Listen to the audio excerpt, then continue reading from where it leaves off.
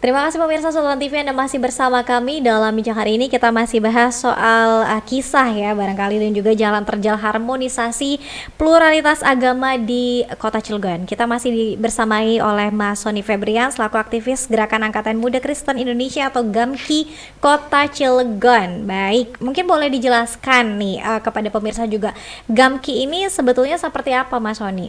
Gamki, apa ya, saya mau kasih perbandingan nih. Ya. Kalau di Muslim itu di NU itu ada PMII dan Pemuda Ansor.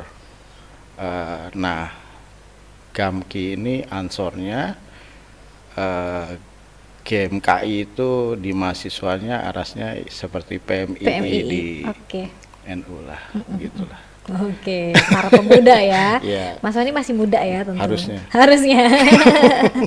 Oke, Mas Sony kita mau bahas nih karena Mas Sony juga lahir di Kota Cilegon, Oke. kemudian besar di Kota Cilegon. Tapi tadi di off air cerita jalan cintanya bukan di Cilegon ya. Oke. Tapi sudah lama di Cilegon. Seperti apa selama tinggal di Kota Cilegon ini kehidupan mungkin kawan-kawan umat Kristen berdampingan dengan umat Muslim yang secara mayoritas ya di sana. Seperti apa sebetulnya? Saya lahir di Cilegon, besar SD, SMP di Cilegon, dan kebetulan memang Bapak Ibu taruh saya di tempat yang yang sekelilingnya Kristen nih, karena saya sekolah di salah satu sekolah Katolik di Cilegon, dan kami kalau di sekolah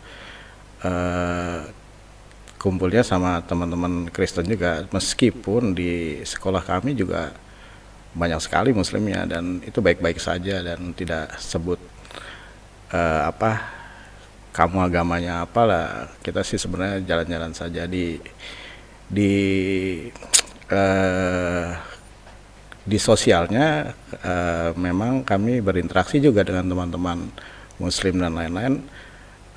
Kalau bicara sosial ya baik-baik saja, meskipun ada beberapa benturan memang baik-baik saja. Nah, kerasa memang sewaktu kami balik lagi ke Cilegon, karena 9 tahun keluar nih dari Cilegon, karena SMA saya tidak di Cilegon, dan kuliah tidak di Cilegon, terus kembali ke Cilegon dan mulai berinteraksi, tidak sekolah nih, harusnya berinteraksi dengan pekerjaan dan lain-lain.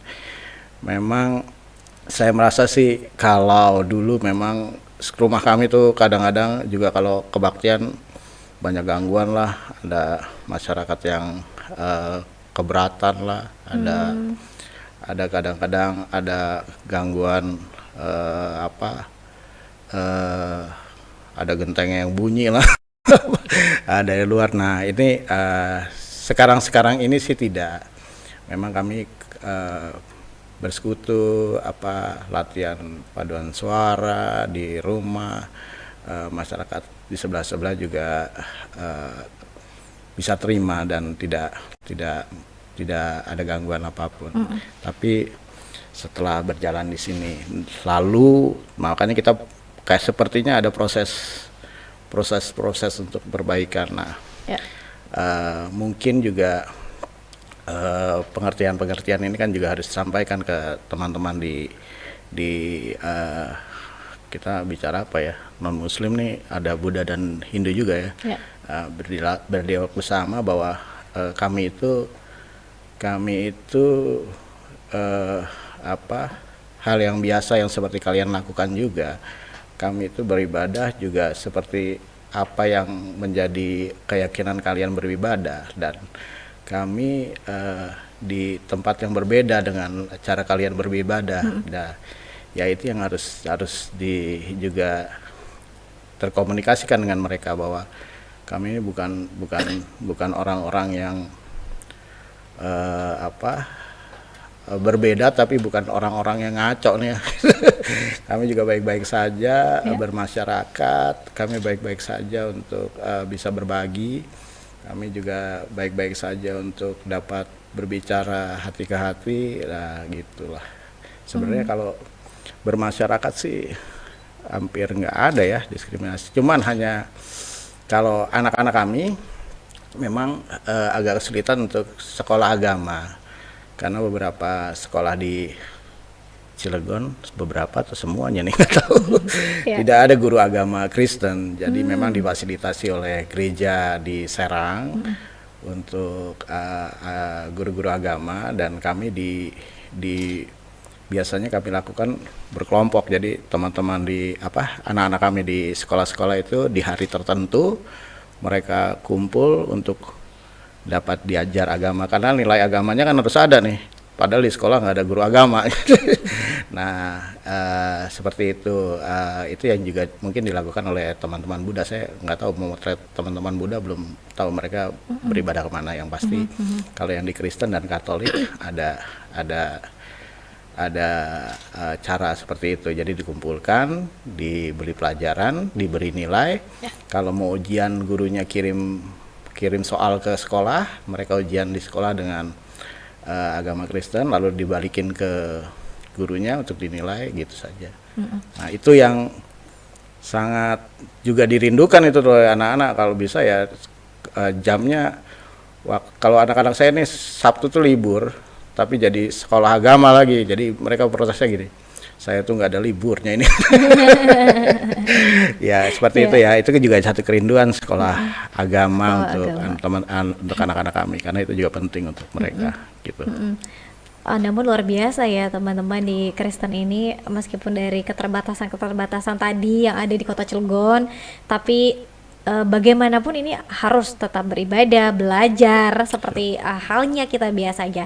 Nah, Mas Sony, kalau soal penolakan pembangunan gereja ini, apakah baru pertama kali ini terjadi atau mungkin sebelumnya juga pernah terjadi? Kami ada satu tempat yang GKI Serang ya. GKI Serang itu ada satu tempat yang juga dirindukan untuk kami untuk jadi gereja, tapi memang kami dalam tahap beberapa sosialisasi untuk di masyarakat, dialog dengan masyarakat, dan waktu itu pernah juga meminta seperti yang dilakukan HKBP untuk dukungan, yaitu juga terjadi penolakan. Dan saya lihat juga ada beberapa gereja-gereja lain.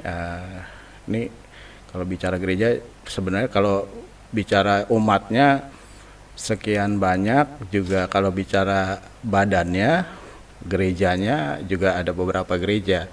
Nah, gereja-gereja lain juga gitu, ada yang beribadah di rumah, kemudian ditolak, berusaha untuk minta izin juga ditolak. Ya kalau penolakan hampir setiap kali minta ya ada penolakan.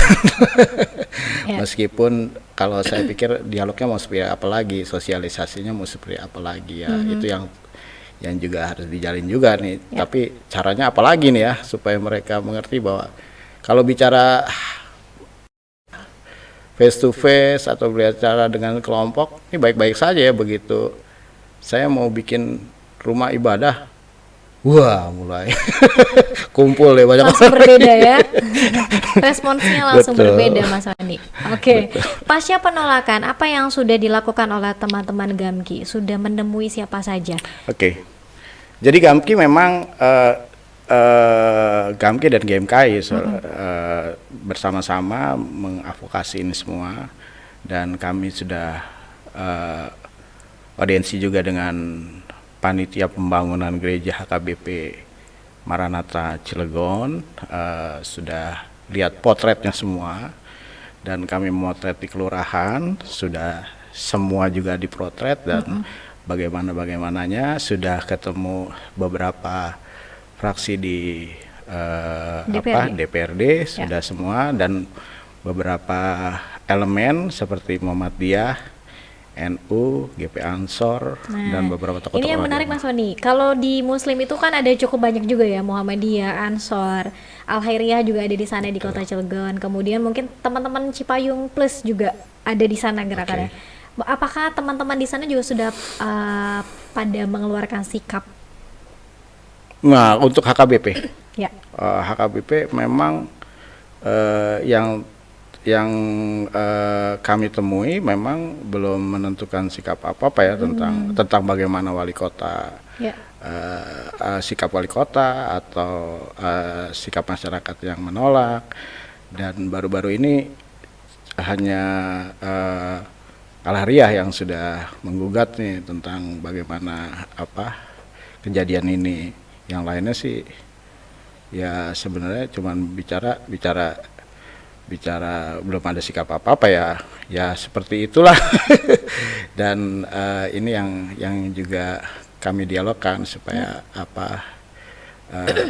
artinya kalau ada sikapnya Mbak Dea, maksudnya saya menolak, saya juga menolak gitu. Atau ya Saya juga menolak gitu. Misalnya Gitu. Iya enggak tidak, mereka ya? tidak hanya dialog. Dan biasa ya itu yang dilakukan HKBP memang belum lengkap dan ada penolakan ya seperti itu. Jadi kalau itu diperbaiki ya kita lihat prosesnya lah nanti gimana gitu. Kalau mereka seperti itu yang selama ini yang kita bertemu dan berdialog ya. Al-Hariyah ini menggugat ikut menolak atau saya nggak tahu itu gugatannya dia sampai Menteri Agama juga digugat nih. Saya nggak tahu apa. Saya belum tahu pasti yang mereka gugat apa. Tapi kalau ditanya tadi Mbak Dea yang sikap atau yang reaktif nih, kelihatannya baru Al-Hariyah nih. Kalau yang lain-lain belum lah. Kalau ya yang lain belum lah. Belum ya.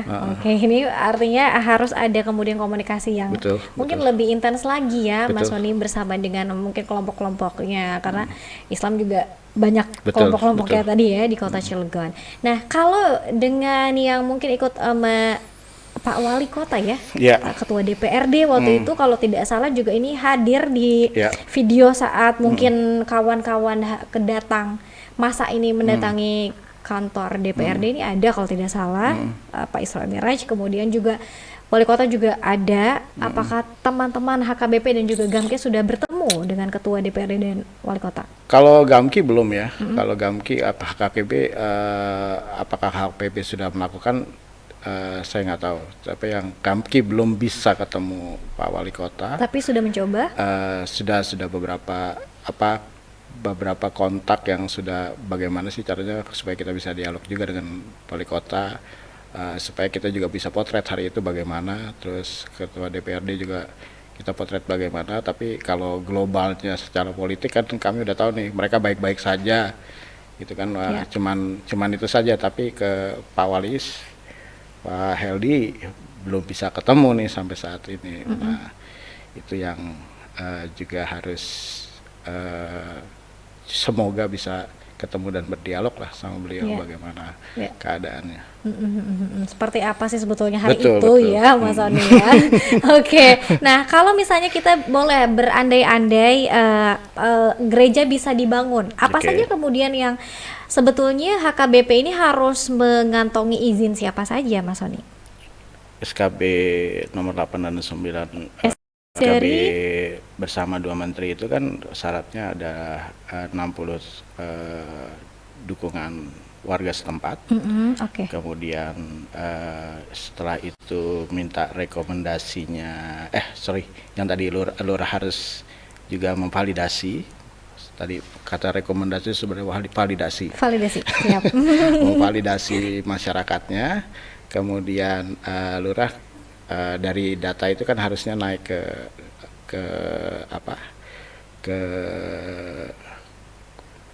Kemenak dan juga izin yang juga ada rekomendasi dari rekomendasi FKUB untuk direkomendasikan atau tidak. Dari situ mungkin harusnya hadir ke Wali Kota nih, surat-surat itu semua kelengkapan itu ada di Wali Kota. Dan dari penuturan di pers beberapa hari memang Pak Wali Kota dasarnya memang belum sampai di atas nih. Tapi kalau di pihak KPK kalau dikomunikasikan dan surat-surat itu sudah diajukan atas dasar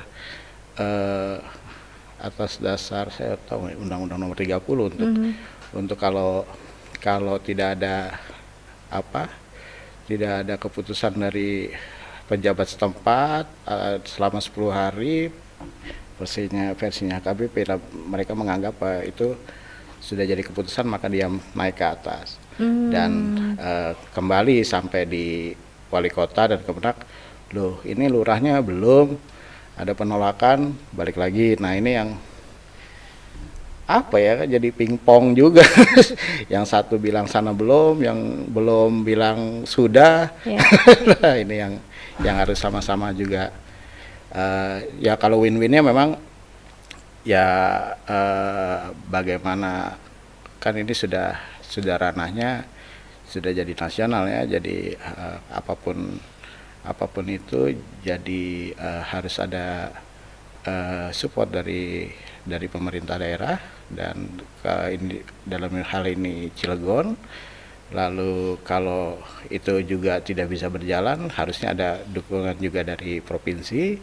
Kalau itu nggak bisa juga, ya harusnya dari pusat. Sebenarnya kan ini cita-citanya sama ya. Kalau di Undang-Undang Nomor 29 Pasal 29 kan harus dijamin nih sama negara tempat beribadah ini.